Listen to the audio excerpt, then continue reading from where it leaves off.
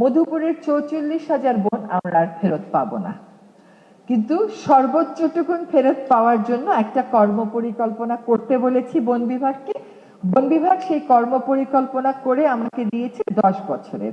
আমি বলেছি 10 বছর আমি এটা করতে পারবো না, এটা আগামী 3 বছরের মধ্যে এখনো যেটুকুন জায়গায় ইউক্যালিপটাস গাছ আছে, ধরেন 2022, 23 এবং 24-এ সামাজিক বনায়নের নামে যে ইউক্যালিপটাস গাছগুলো লাগানো হয়েছে, এইটা আমরা আগামী 1 বছরের মধ্যে ওই সকল ইউক্যালিপটাস গাছ সরিয়ে শাল বা অ্যাসোসিয়েটেড স্পিসিস লাগিয়ে দিব।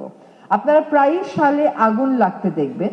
এটাকে অনেক সময় প্রাকৃতিকও বলা হয়, কোনো কোনো ক্ষেত্রে আবার এই আগুন লাগার ফলে শাল গাছের গোড়া থেকে যে শাল কপিসটা বের হয় এটা পুড়ে যায়, ফলে শালবন সম্প্রসারণের যে উদ্যোগটা সেটা বাধাগ্রস্ত হয়, যার জন্য মাঝে মধ্যে এই অগ্নিকাণ্ডগুলো নিয়ে আমাদের মধ্যে নানান ধরনের প্রশ্নবোধক চিহ্ন দেখা দেয়। তবে যেটা আমি আপনাদেরকে স্পষ্ট করে বলতে চাই যে আপনারা হয়তো জুন মাসের মধ্যেই শালবন পুনরুদ্ধারের পুরো পরিকল্পনাটা পেয়ে যাবেন।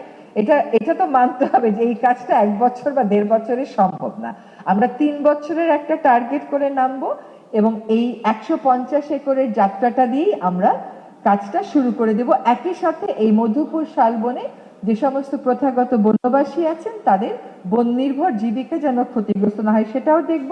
তারা আনারস চাষ করতে পারবে, কিন্তু বাণিজ্যিকভাবে সেটা আর পারবেন না। আর বাণিজ্যিকভাবে চাষ করে কিন্তু ঢাকায় বসবাসরত কয়েকটা ব্যবসায়ী তারা গিয়ে ওই সরকারি বনের জমিতে চাষাবাদটা করে, সেটাও আমরা বন্ধ করে দেব।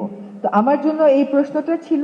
All I wanted to say is যে আপনি কৃষি থেকে পরিবেশ, পরিবেশ থেকে পানি, পানি থেকে উন্নয়নের দর্শনকে বিচ্ছিন্ন করতে পারেন না। আমাদের মতন একটা অন্তর্বর্তীকালীন সরকার যতটুকুন নীতিতে পরিবর্তন আনা যায়, আইনে পরিবর্তন আনা যায়, দ্রুততম সময়ের মধ্যে আমরা তা করব।